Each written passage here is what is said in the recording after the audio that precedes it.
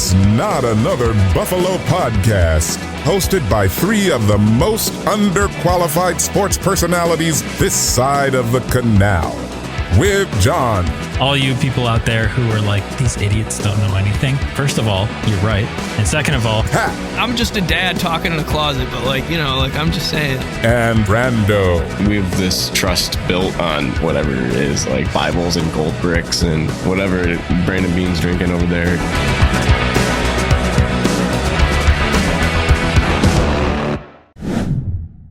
All right, welcome back to Not Another Buffalo Podcast. I'm John. I'm here with my buddies Pat and Brando. Got the whole gang together here on a Tuesday evening. Just so you guys know, we have all kinds of accounts you can follow. Just search Not Buff Podcast on your favorite platform. As long as it's not Farmers Only, we'll probably show up.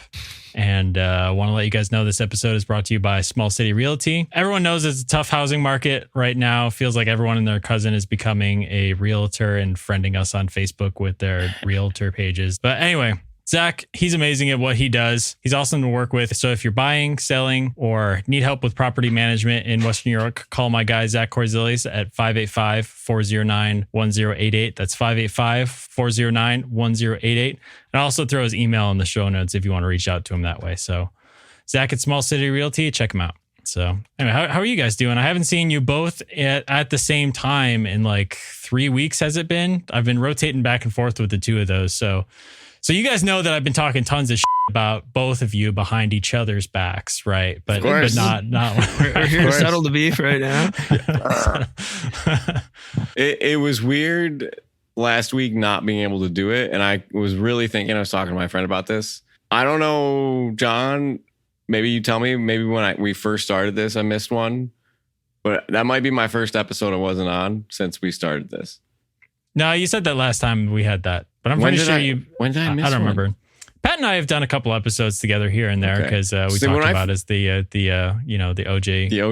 OG squad. Yeah. Yeah. I couldn't remember. What was that, like 2 episodes before Brando came on anyway? So. And then we photo edited a picture of you without a bird on your shoulder.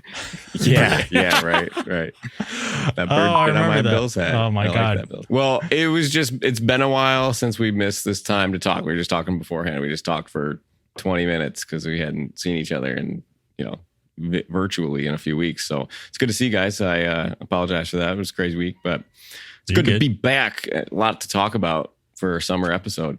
Yeah. I'm surprised we get as many episodes in as we do with how busy stuff has been. Like when we started this, it was like, yeah, man, any night this week will work, and like now we've got so much has changed in the few years that this has happened. I mean, Pat's going to become a dad, if you guys haven't heard. So that's exciting. Brando's got 17 different jobs, and half of them are for the Bills and half of them are for, the education system and stuff like that. And he's coaching 17. Of them are for a golf course. Yeah. A golf course. He's coaching 7 different teams. He's, To elaborate, John, my life basically is exactly the same as what it was when we started this show. I started coaching like the exact same time as we started recording.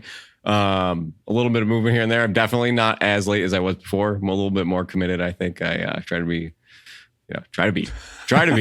says the guy who missed last week. But yeah, Pat's life is different. John, I mean, you've moved since we started this. Your life is going. So yeah, I was gonna say my background looks a lot better. We were able to start doing video. Like when this was audio only, like I was doing it in my bedroom. Yeah, so it's grown a little bit. Obviously, we've gone into the Rumblings era and out of the Rumblings era now. So kind of like Steph Diggs versus not Steph Diggs era. Kind of lines up almost perfectly. It actually kind of does. Yeah. And I was going to tie OJ into there too, but it doesn't seem appropriate. But anyway, Stanley Cup was awarded last night. I don't know if anybody saw it. Game 7. Hopefully I'll get this episode out soon enough so that, we're not already by Friday and you're sick about talking about the Stanley Cup and the Florida Panthers, however you feel about all those former Sabres. But Brendan, give me the head count. How many former Sabres on that Panthers team? Was it 5? 5. Yep. 5. Kulikov, Rodriguez, Montador, Oposo, and Reinhart. So can we talk about this for a minute? Because this is something that it's hilariously sad, but hilarious. We think this is outrageous also this year with 5. And then don't forget Evander Kane lost Game 7 yesterday also. former Saber. And just the last few years has been ridiculous. And this is going to lead into a question here, John. So we saw Eichel win. We saw O'Reilly win. This even goes back further. So we're talking about the pain of the Sabres. You know, I'm not one to be like, woe is me. I know a lot of people in Buffalo, we lost 4 Super Bowls. All the refs are out to get us. All this is such a Buffalo thing. But like every single team has that. I was watching an E60 on the Rangers for their 94 Stanley Cup final series. And, you know, they were like, oh, this is just the Rangers. The way that they do this, they haven't won a cup in 40 years. This is just this is Rangers hockey. Or Vancouver, they lost game 7 in the finals and then they rioted. That was another E60. You can tell I watched them back to back because I'm talking about them back to back. But they're like, oh, Vancouver, it's just such us. It's typical Vancouver. And I'm like, yeah, you know, every single sports city can have this. And if you're not Boston and you're not Chicago, I feel like it's, you know, the Red Sox and the Cubs, you know, those are the 2 iconic ones. But the Bills may be up there with the 4 Super Bowl losses. But now the Sabres are getting into history now with these franchises that are winning Stanley Cups. I mean, a freaking expansion franchise who's been around for 5 years wins before your 50-year plus organization wins. The Blues won one for their first franchise Stanley Cup. The Panthers are winning their first Stanley Cup. But this dates back. Let's go back for the Sabres history. And I know this is before our time, but Pierre Turgeon, number 1 overall pick for the Sabres. They had a good run. He, believe it or not, got traded. And people don't talk about it because we got Pat LaFontaine in that trade and we won, right? We won games. We did not win the finals because we lost to Dallas and no goal and all, you know, all that good stuff. But they won. They were competitive. You kind of forget about it. Then we got the greatest goaltender of all time, Dominik Hasek, in the 90s, back-to-back Hart Trophy MVPs, back-to-back. Could you imagine Allen going back-to-back MVPs and Hasek's doing it, carrying his team, loses in the finals? Guess what? Requests a trade next year, wins a cup with the Detroit Red Wings. Literally the next year, gets traded out of here. So this has been, you know, a lot of former players for other teams win. It happens every year in every sport. Veterans like Kyle Poso, Ray Bourque is a big one. You can go down the list for hockey, baseball, football, whatever. This franchise for the Sabres is just so beeped up. You know, put a swear word in there if you want to. You know, put a non-swear word in there if you want to be PG. But if you take a look, what changed, right? We're gonna how did we get here? And it all goes back to Drury and Briere leaving. I think it literally all goes back there. They've had this standard of we're going to be just good enough, and they had the all-stars, they had the talent. Thank God Drury and Briere didn't win a Stanley Cup after they left Buffalo. But Danny Briere has one of the highest points per game in the playoffs. Chris Drury went off in the playoffs and in his careers in Philly and in New York, respectively. But, you know, leading into the 2010, 2011, the last time the Sabres made the playoffs, you know, they weren't great. They won the division. They got bounced first round, and now it's just this stream of mediocrity and the longest playoff drought and a huge Stanley Cup drought. And it's tough. So you see these players, and part one for you, John and Pat, is, are you more upset about all the Florida Panthers on the former Sabres winning this year? Or because I'm kind of happy for him. I don't care. I didn't care. I kind of wanted to see history happen with McDavid, come back from 3-0. I wanted a Mount Rushmore moment, right? We want history to happen when we're watching. LeBron coming back from 3-1, you know, Steph Curry, greatest team ever. McDavid could have etched himself, if he didn't already with a record-breaking postseason, you know, he could have etched himself as the Wayne Gretzky heir apparent by willing his team back with broken ribs, which he came out with today and talked about. But you know, I'm not upset about that. I'm more upset that Jack Eichel won the cup. That's the one that stings me the most. You know, the guy was kind of a douchebag when he left here, and the comments that he made. And the only moment that we got was when we beat Vegas the first time he was here. And, you know, Alex Tuch scores the empty net goal. That's like the highlight of Buffalo sports for a long time. Buffalo Sabres sports for a long time. But to have Ryan O'Reilly, Mike Shope just talked about this on the radio. Ryan O'Reilly, Sam Reinhart, Jack Eichel, Evan Rodriguez, and Kyle Oposo were like their top 8 scorers, 5 of their top 8 scorers in 2018. And guess what that team's record was? Not great. It was like 25 and 57. 60 points or something like that. 25 and 57. Like, how can you be that bad? You know, and now these guys are contributing. Sam Reinhart, game-winning goal in the Stanley Cup final. Ryan O'Reilly, one of the best playoff runs from a two-way center, gets the Conn Smythe. Jack Eichel, played very well in the playoffs last year. He was, on the ballot for Conn Smythe, doesn't get it. Then you got Robin Lehner, who gets a Vezina trophy.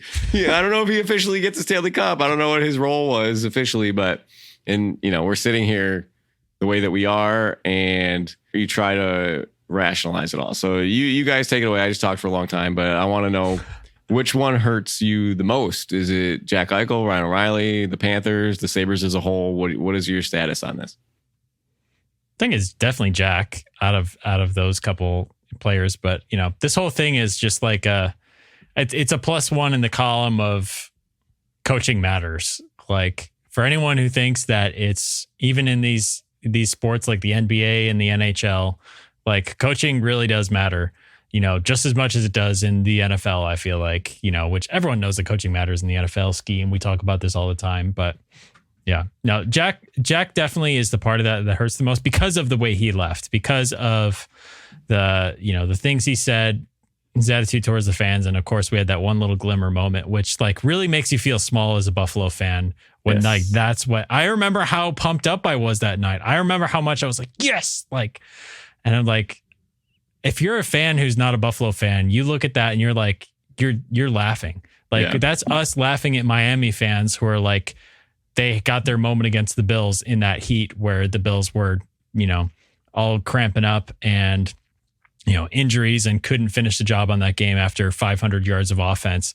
Miami fans had their moment there where they're laughing at Bills fans like, ha ha ha, and we're laughing at them because that's their moment of the last 5 years, so, or putting up 70 points. I don't know what, if that compares for them, but so I saw this tweet. I don't know if you saw it also, but they were talking about the Dolphins, and it was like, since the last Dolphins playoff win, Tampa Bay went to the finals. Tampa Bay Bucks win the Super Bowl. Tampa Bay Lightning went to 4 finals, won 2 championships. Florida Panthers have gone to 2 finals. They won a championship.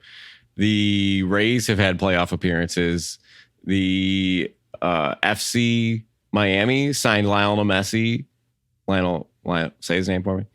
Lionel Messi. They signed Messi and win their trophy for their league. And all of this happened. And the Miami Heat, I think they've been to they went to 3 with LeBron and 2 with Jimmy Butler and then 1 with Dwayne Wade. So, and then they won a couple championships. So it's like, everybody's better than the Dolphins, but we're not throwing rocks from our glass house. So.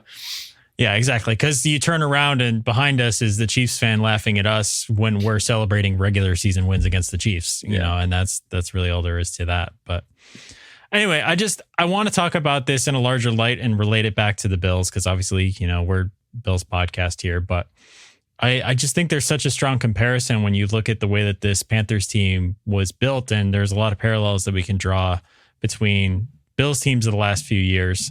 And so anyway, I'm going to take us back a couple of years with Florida Panthers history here. Brandon, correct me if I get anything wrong, but I've got a couple of notes here, so I'm going to try to do my best. Yeah. So 2022 season has just ended. Panthers decide that it's time to make big changes. New coach, new style, new players. Now, why is that surprising?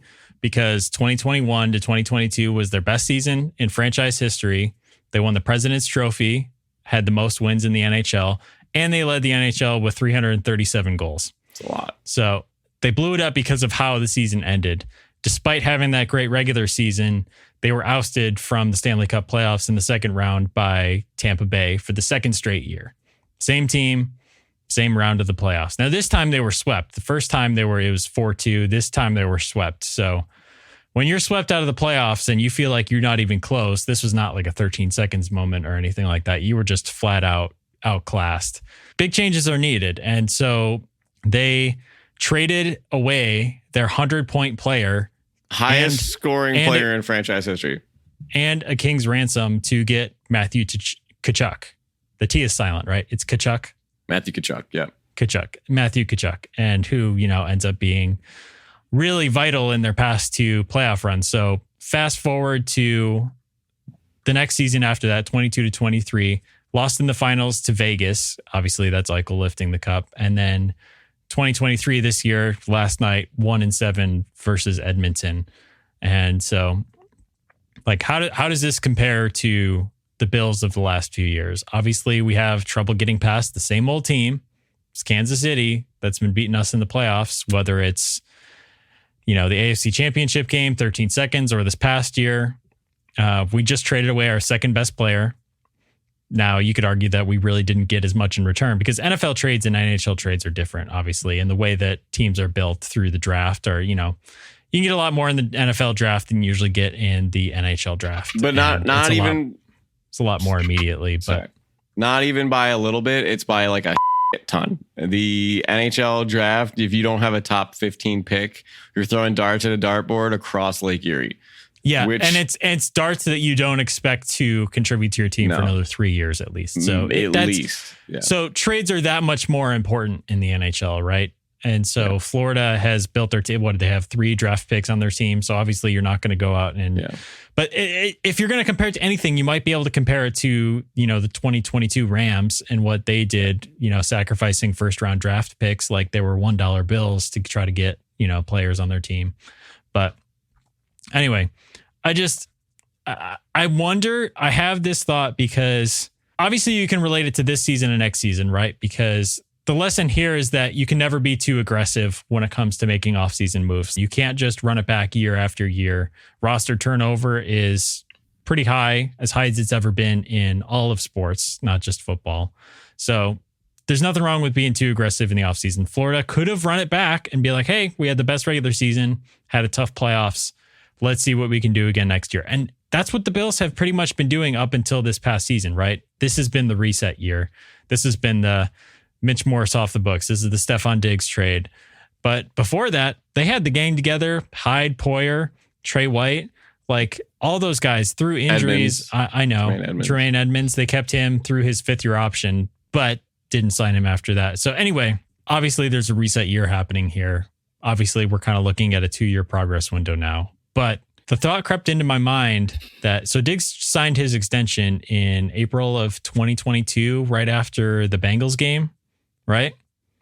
I wouldn't say they called it an extension. They restructured his deal. Are you sure that wasn't the extension? Because he only signed one extension with the Bills. I thought that was an extension in 2022. We can look it up, but I think it was a restructure. But the restructures often add a year, so he might have gotten an extension. Well, I mean, he was making more money and like annually due to the restructure, though. Like, right.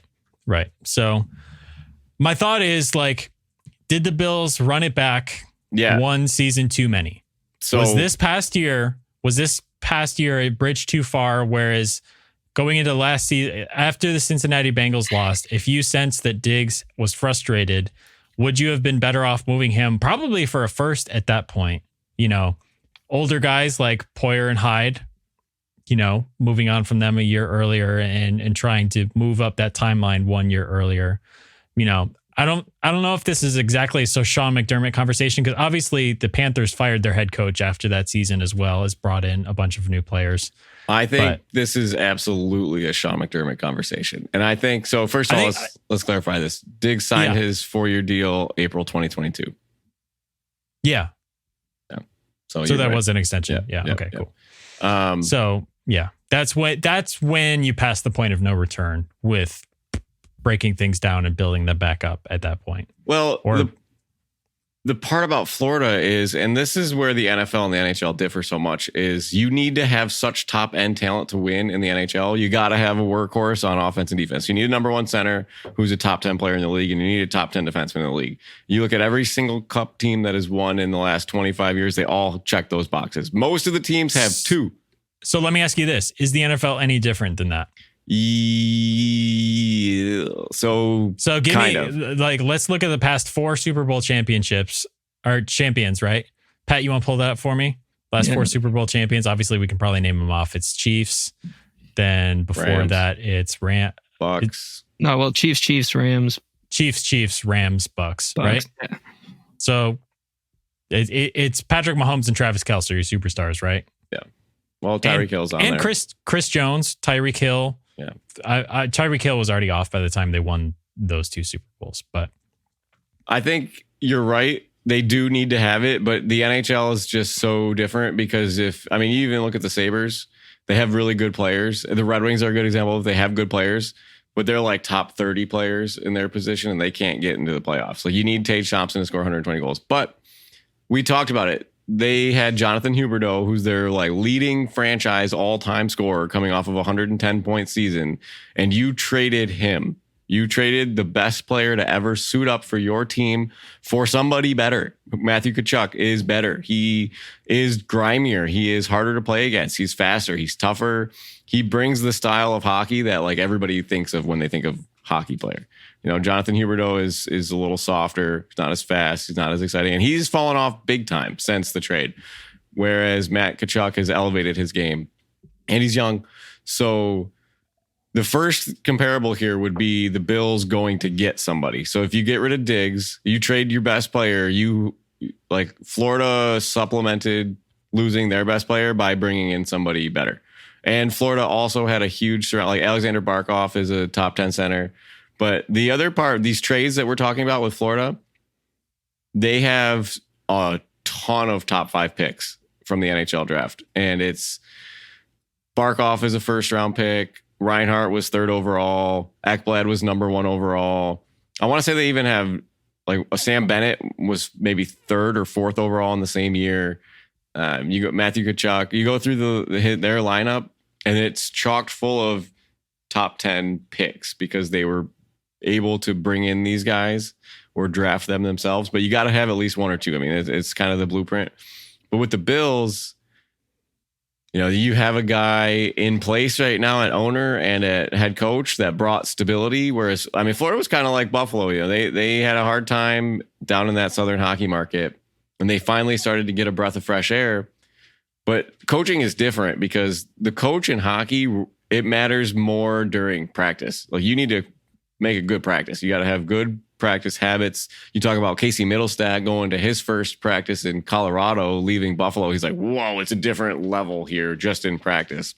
And your coach in hockey dictates line changes and matchups, who they play against each other, and like when to pull the goalie, when to challenge offsides.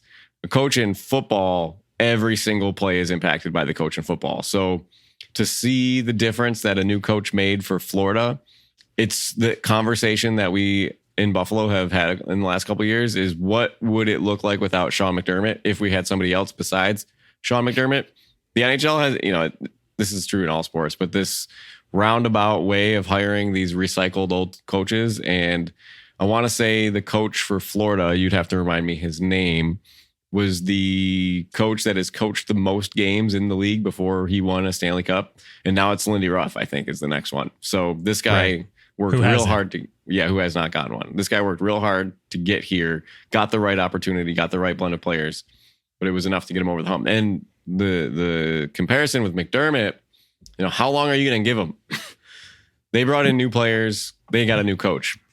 We're bringing in new players, but I feel like in football, you need this coach to mold those new players because he's still kind of good. So I don't know. That's like Doug Collins versus Phil Jackson, though. Like Phil Jackson, like you have Doug Collins takes the Bulls to, you know, the playoffs 3 years in a row and, you know, gets canned, and Phil Jackson year 2 wins, you know, the NBA finals with basically the same roster. So I don't know. Yeah. I mean, I guess there's also like you were saying about, I guess I don't understand hockey, like business stuff very well, but like how you're talking about, like they're compiling a lot of top 5 picks.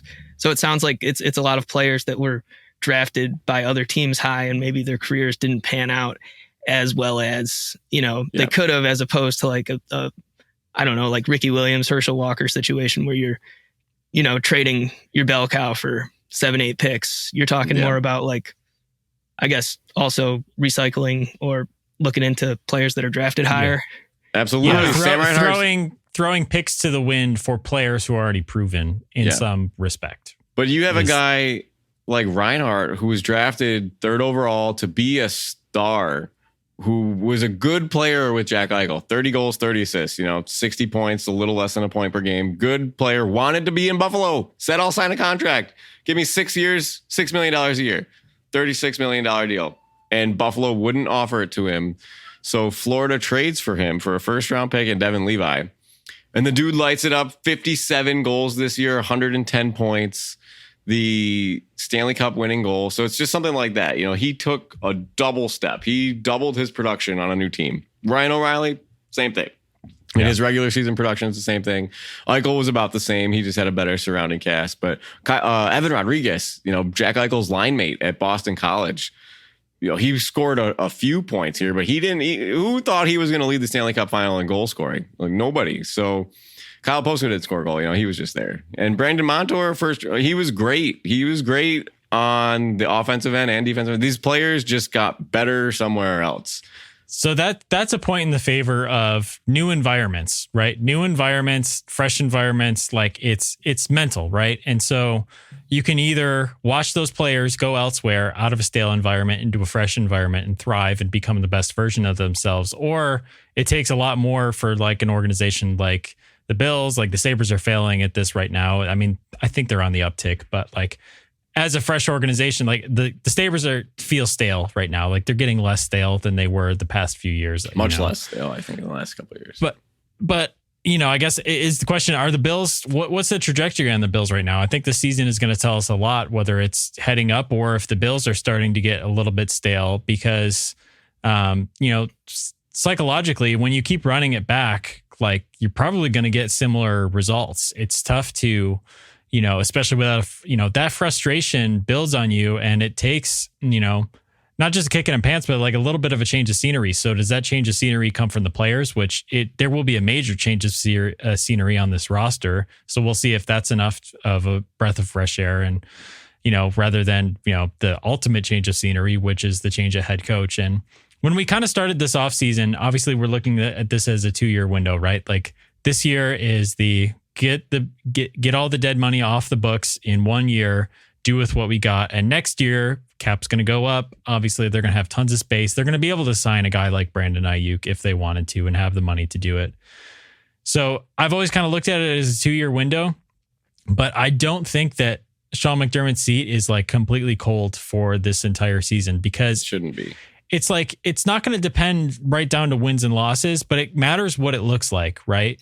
It really matters what it looks like, what the room feels like, because again, it's all about the trajectory that you're on. If you go 11-6, but you know, everyone in that locker room feels optimistic, they can make a little bit of a playoff run, they overachieve from what they're expected, and that's probably the biggest metric that we can probably measure it with at all, then it's going to be like, okay, run it back next year, you know, bring in a superstar.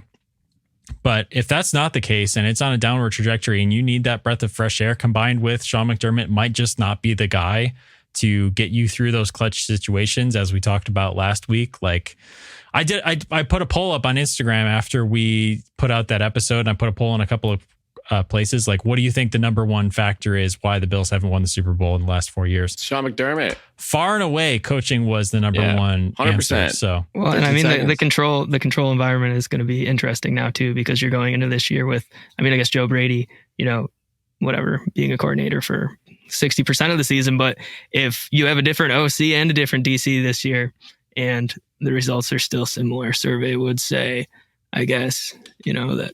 Right. And it's tough because the other variable, you talk about the control group, the roster is way different too. So that's like another variable to add into it too. So we're just going to have to do our best to pick that apart. Right. But yeah, we talk about this a few times on this show. After a game like 13 seconds, you lose the trust of your coach, you lose the trust of the people around you. And your choices are change the players or change the coach, right? You got to find a way to bring trust back in. And these new guys have no idea what happened in that locker room. They didn't hear Sean McDermott's comments. You talk about the Tyler Dunn piece and all these things. You got a ton of new faces in here. You look at Florida, they lost in the Cup final. They needed players to play differently. Jonathan Huberdeau doesn't play the same way as Matthew Tkachuk. And we're talking a lot of hockey here for football fans, but Matthew Tkachuk is a bulldog on the ice. He will run you over. He will smash you over the glass. He will dangle you through your legs and score a highlight reel goal. And Jonathan Huberdeau might dance along the wings a little bit, but two very big different styles. And they changed their coach and players because it didn't fit what they needed. And we just got to take a second back here. I got to take a step back here because, John, you said, are the Bills stale? Are they going to be stale? Now, this Buffalo Bills team, will never be stale with Joshua Patrick Allen at quarterback. This Buffalo Bills team with Josh Allen at quarterback is like opening up a fresh bag of sweet, spicy chili Doritos and taking that first full Dorito out, that freshly flavored. I'm gonna put an at. Go ahead. No, I can finish your description. You got too far into sweet it. And spicy, son. That's the elite that flavor. Sweet and spicy anything. chili, that perfect Dorito triangle with all the flavoring on it. And you take that first bite. That's Josh Allen on this Buffalo Bills team. They'll never be stale. Oh my God. But if you're not watching it in video form, you gotta YouTube. I do think that there's a point to be made there, because I think there's meat on the bone. When you trade Steph Diggs for a second round pick, there needed to be another move. And we got Keon Coleman, but there's not a Brandon Ayuk. There's not a Samuel from the 49ers. There's not a, Amon-Ra St. Brown. There's not a replacement at his caliber or better like there was in Florida. You got rid of a star for a superstar. So that's the part that is up for me. So two things. I have a follow-up question to that. But before I get to that, I just want to say, you can have a superstar quarterback and things can go stale. Green Bay is a great example of this. They changed the coach. That didn't do it. And even after that, things went stale. So it's still a possibility. And obviously, the factor in that is Aaron Rodgers was probably the problem in that locker room. But so there's that. I would also I'm just saying, you can't. Obviously, Josh Allen is the best thing that we have going for us, but you have to put a great roster around him. I mean, otherwise Josh Allen would have a Super Bowl every single year he's gotten into the league or gotten closer. The shortcomings have been coaching and, and injuries. So it's it matters the players you have around you. The best quarterback doesn't always win the Super Bowl. So I might argue with you a little bit about Green Bay being stale, because Aaron Rodgers won back-to-back MVPs before he left, throwing to Devontae Adams and nobody else. No picks were ever used to make his side of the job easier. And I want to say there was a little bit of discrepancy on a play call in a game that got them eliminated. Aaron Rodgers wanted to throw it, and Matt LaFleur wanted to run it or kick the field goal, and that was what started it, the whole thing. Isn't that the definition of becoming stale, though? Back-to-back MVPs, you're in the playoff games and you're still playing great. I don't think that's stale. Is that the bar, though? I think having the success... I think the Super Bowl is the bar if you have a quarterback like Aaron Rodgers, right? If he's playing at an MVP level all season, I don't think that's it. But the part that I would agree with you, I think as long as you have him, just as long as the Bills have Allen, as long as they get there, they might get one. They might get through. But the Packers never made it back. They never made it back. Yeah. The Packers never made it back. Yeah. I mean, he played, I guess, in 2 Super Bowls. I mean, as a Packers fan, are you holding his MVP trophies? Yes. I'd hold Josh's. But anyway, I don't know. The goal is the Super Bowl, and they never made it. They're not. I mean, again, it's a totally different situation here with Jordan Love. I think they're on the upswing again because there's freshness there, but it got stale. It got to the point where Rodgers wasn't going to be able to stay on that team for 5 more years, and they weren't going to have another show. They needed to make changes in some form or fashion, because with those MVPs, I mean, they didn't just run it back. They couldn't just run it back because that was not going to get over the hill. That roster with Aaron Rodgers was not going to win the Super Bowl the next year because stuff got stale. So I don't know. I like Josh Allen getting back-to-back MVPs. Sign me up for that today. But if they're losing in the AFC Championship game to the same team over and over again, what's the variable you're going to change? Yeah. It's got to be something. But anyway, to get back to my other follow-up question. Right. So obviously, Kachuk coming in is the piece that really put them over the edge. And Reinhardt, those two together. Yeah, and Reinhardt. So the situation is with Buffalo, they have future first-round picks that are more valuable that they could probably trade for superstar players, right? The return on Diggs, he was getting older. His contract was a little bit of a dead weight too. So the best you were going to do was a second-round pick. You weren't going to be able to just straight up trade Stephon Diggs for a Devontae Adams or a Brandon Ayuk, right? That's not the situation in the NFL. But how possible or even realistic is it for us to expect the Bills to be the best team in the AFC without adding one more superstar to this roster? Because like, well, who's the next biggest star on this team besides Allen? Like, who's number 2? James Cook. Oh, Matt Milano. James Cook, third in the league in rushing. Matt Milano, Deion Dawkins, maybe. I mean, Von Miller, if he comes back to that's a huge if, because he sucked last season. Like it's got to be Matt Milano, probably, and maybe Terrell Bernard. Now at the linebacker position, right? I Which mean, is like less important than all these. A third-year player drafted in the 3rd round too. I mean, yeah, I guess we're really grasping at straws, but that's a good point, John. Go ahead, Pat. Sorry. I don't know. I guess we'll see. I couldn't come up with a solid second number 2 though. Honestly, I don't know. That's a good question. It's always been Diggs, right? And what happened to when Diggs started to fall off? So I did read an SI article though earlier today, and they named 10 possible first-time NFL Pro Bowlers this year, and they did have a Buffalo Bill on that list. I don't know if you guys. Khalil Shakir, right? No, I would have thought Shakir, but this is offense or defense. Was defensive. it TB? Was it Terrell Bernard? Christian Which Benford. is interesting. Yeah, Christian Benford. Yeah. So who knows? We can see where he's at end of the year. That's true. He's a bright spot. The also tough part about it is Connor McDavid, Matthew Tkachuk, and well, especially Barkov. These elite players play defense at an elite level as much as their offense at an elite level. You can't put Josh Allen at linebacker. And I think the other part is not according to WGR callers, you can't. Yeah. Whatever. But everybody has an opinion. It's fine. Listen to our show. Tell us what you think. Anyways, but I think even having Connor McDavid scoring 42 points in 23 games, you still need so much more help as a hockey player. I mean, he played the whole 3rd period yesterday and he didn't have help. And I think because you rotate lines, your shifts are only a minute long in hockey. It's not like basketball where LeBron's playing all 46 minutes or Steph playing 46 minutes. But in football, the football quarterback as an offense, I think, I don't know if this is a hot take. Maybe I'm so wrong. But I think out of all the sports, I think the quarterback needs the least help to be successful. Outside of the offensive line, your placement on the... You're already putting asterisks underneath. I know, your but I'm trying to think, because if you have a mobile quarterback, you talk about drafting a guy, and if he can run, he already has a huge advantage because most of the rookies are coming into a bad offensive line. So you like to think that, you look at what Josh did with lesser talent, and he was a playoff quarterback still, and you can throw to receivers that are average because you have a good quarterback and you can trust your arm, you're accurate.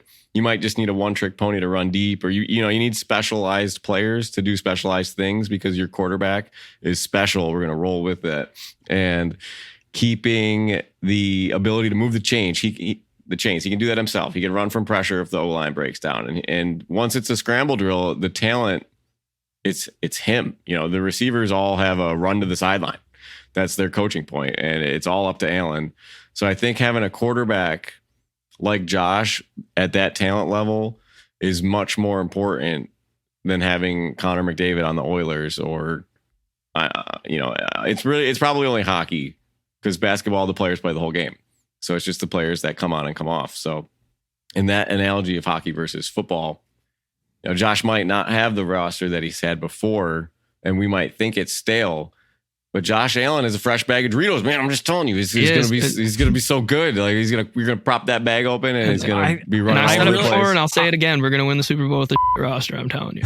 But mid roster. You never know how it's gonna go, right? But I mean, he's had good pieces around him already, and that hasn't been enough.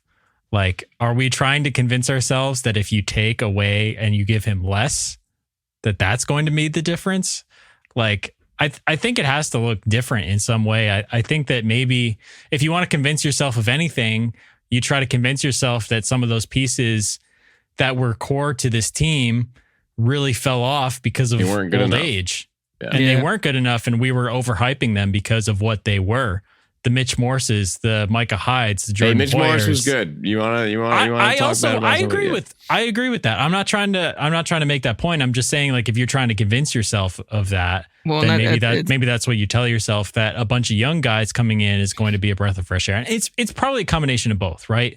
Like, you got older on the back end, the safeties coming in, you're probably going to, have a fall off in experience, but you might get a crazy athletic play out of stuff like that. So, but yeah, I think that Brandon, your point is probably right, that having the great quarterback is the most important piece, but a quarterback with no help around him probably isn't going to win the Super Bowl. Yeah. I think of Deshaun Watson in Texas going 4-12 and leading the league in passing, but I don't know. It's tricky because you're giving that argument, and those players that were here because we ran it back so much, they lost in the AFC Championship game in 2021 in their primes.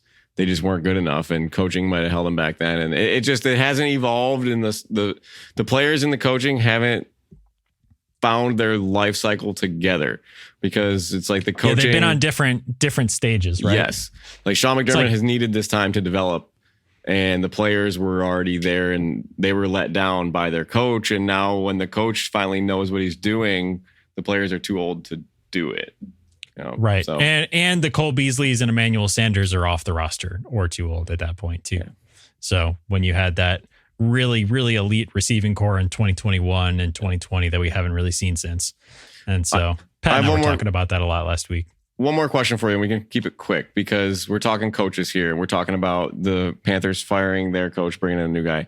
What do we do with Sean McDermott? Now, the Bills have a win now roster as of last year. It more, like we said, it has changed to win in the future for the roster. But I look at the Lakers hiring JJ Redick, and he has middle school basketball. Yeah, I mean, he played at Duke. He has had a lot of good coaches, but he is a first-year head coach learning the job with a win now roster. But it is not the talent of the other rosters. So he's kind of in a tough spot, and you don't want to put. I think if you brought in a new Bills coach, they might kind of be in the same boat as somebody like JJ Redick, where you have your superstar LeBron and Allen, and this team is expected to compete, but you don't want to go through the rookie head coach gaffes again. And JJ Redick is going to have to balance the expectations of winning without really knowing what he's doing. So and again, or we talk about retreads. The Panthers got another guy that rode the wheel and won a cup. So what do you want with McDermott, right? My question for you, though, I guess then is, like, if you're splitting hairs, really, like, what exactly is a rookie head coach? Because then are you talking someone who was a coordinator previously, or are you talking someone who was a college football coach, and then is making that first step into the NFL? Because I guess, like, when we hire Sean McDermott, he was, a first-time head coach.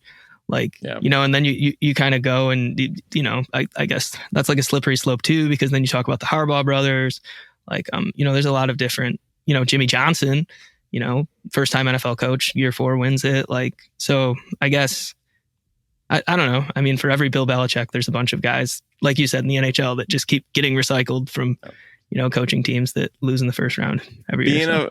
Being a first year head coach in the NFL, I think, though, like, people want that. You want DeMeco Ryan. You want Ben Johnson. Because I mean Ben Johnson. That's my other point is, and like that's what I was talking to my dad, and that's what I was telling him is, like, and not to say, like, whatever, I don't really care. Everyone, people will say Pat's ageist, so I don't really care. But, like, I mean, I feel like, I don't know. Well, that's what I was talking to my dad about, and he was like, why would Bill Belichick want Gerard Mayo to, take over for him? And then I was talking with him, and I was like, well, imagine Bill knows what's happening. Like, think you're CJ Stroud, right?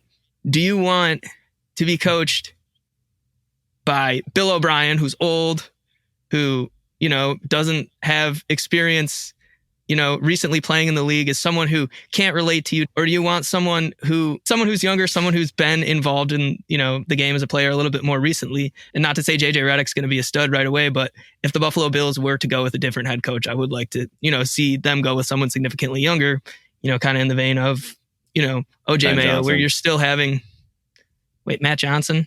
Ben Johnson. Ben Johnson. Lions offensive He's coordinator. still my pick, man. He's the only one I'd get rid of McDermott for. McDermott, when he was hired, was like the fourth, 42. third youngest head coach in the league. Go younger. He's run his course. He's run his course. Well, if there's any doubt if that was a little bit ageist, I think we have our proof here. Go younger.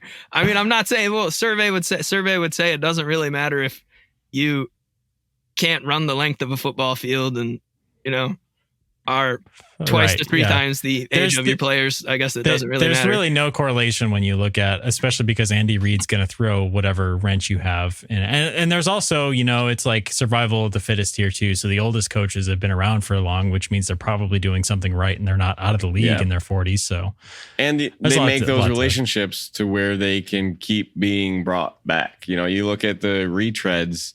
They get fired, they get hired again a couple years later as another head coach, whatever. Right. And there's a limit to that, right? Like, there's a little bit of, whatever you want to call it, nepotism. I don't know what you call it if you're not related. Cronyism.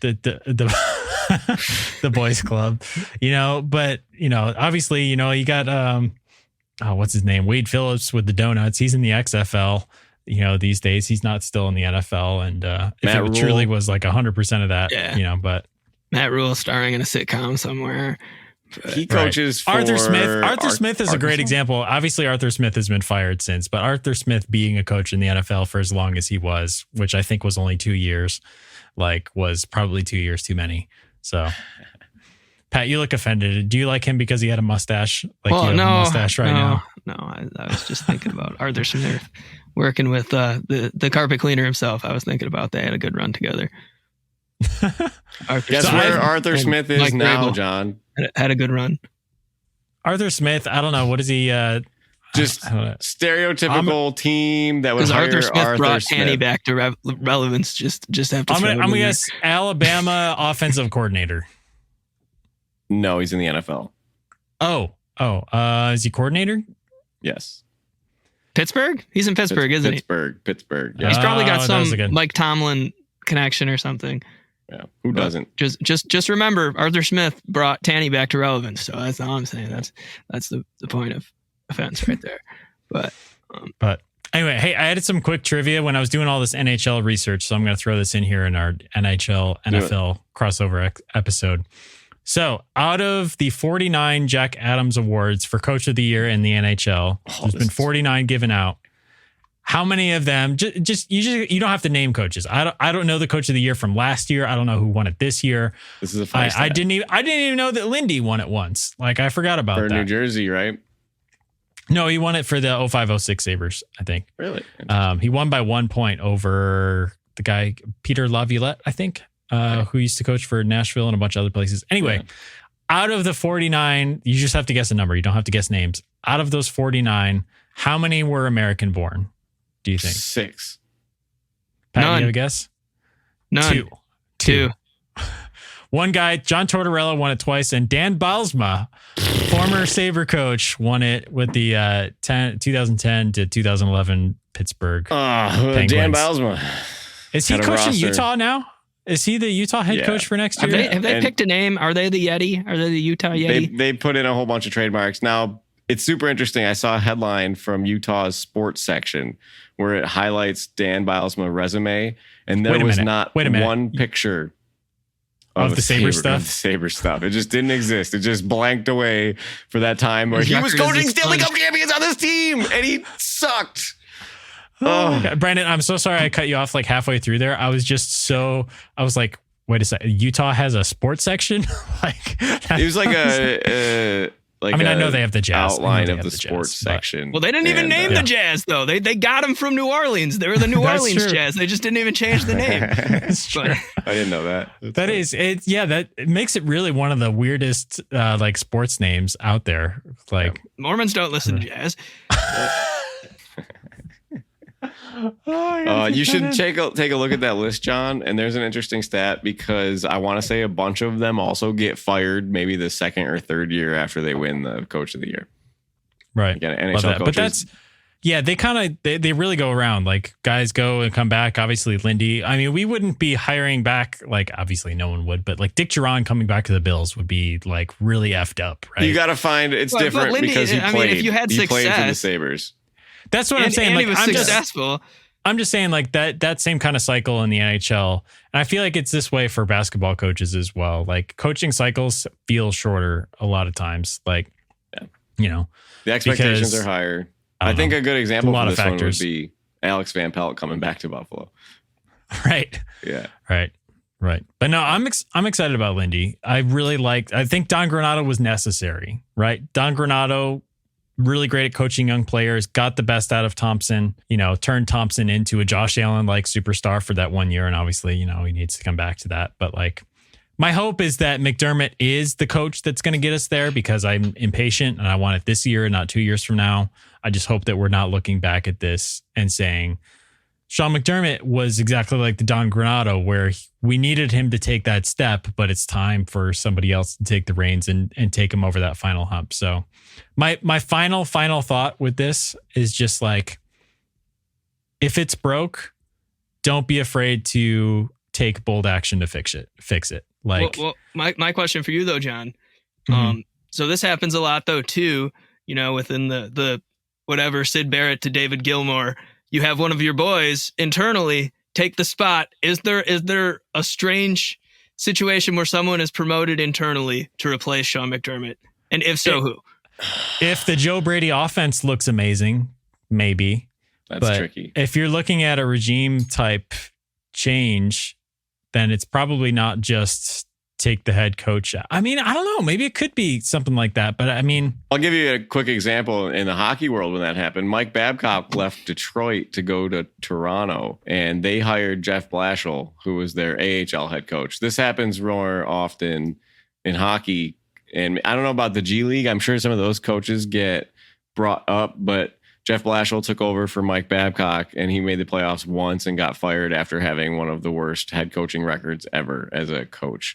So I would be curious to see how that would work and the relationships that it might mess around with. But because then you're stuck. Because what if Joe Brady is really good and then you clean house and you don't give him the job? And now you need an offensive coordinator again. And it's just you're running around in circles. So it's that's the reality of having and sorry, my camera died. So I'm audio only for the rest of the episode. But that's the reality of having a defensive minded head coach, because if you get an amazing offensive coordinator, you're not going to hold on to him for 10 years like the Chiefs have in Andy Reid, right? Yeah. Because that person's going to go and become a head coach. So that's one of the pitfalls of having a defensive minded head coach is like, but again, I guess you're not changing out defensive coordinators all the time. So there's the flip side of that. But anyway, do you guys got any more final thoughts? Fun fact about Lindy Ruff: has never won a Game 7 in the playoffs. Has lost 3 of them, I believe. Well, that stinks. Yep. And they did a meet and greet. Bulldog was talking about this on WGR, where players get to ask questions, or fans get to ask questions. They're at a bar or whatever. Somebody asked Lindy, what is a Game 7 like? And he's like, well, I haven't won one. And he said leading into, I want to say he lost Carolina for Buffalo. He lost one in Dallas and one in New Jersey. And he called Scotty Bowman because Lindy played for Scotty Bowman. And he's like, what can I do differently to win a Game 7? And Scotty's like, well, I just kind of let my guys have the morning off, kind of get them away from the rink, whatever. Don't do a morning skate. But it didn't work because he lost. So that's all. Fun fact, Lindy Ruff. Well, Sean McDermott's never won his last game of the season as well as a head coach. Actually, he did once. What would be the example of that? What? Oh, what? He's won the last game of the season a bunch of times, dude. I mean, he got to the Super Bowl with the Panthers, right? No. You mean as a head coach? Yeah, but you mean like the regular season or? No, like their full season, including playoffs. Yeah. Because only one team ends the season on a win in the playoffs. Yeah. But I still think the Super Bowl should be a best of 3 series. It'd be entertaining. I don't think that would be physically possible, but anyways. No. But anyway, all right. Well, we're gonna get out of here. Thanks for sticking with us through 60 minutes because it was a good topic. I liked it. So definitely good content for June, right? So, but anyway, you guys can find us on all platforms at Not Buff Podcast. We'll be back next week talking more Bills again. Would love if you like, share, subscribe, do all the stuff, press all the buttons, make the algorithm feel good for us. And we'll be back next week, and go Bills. Go Bills.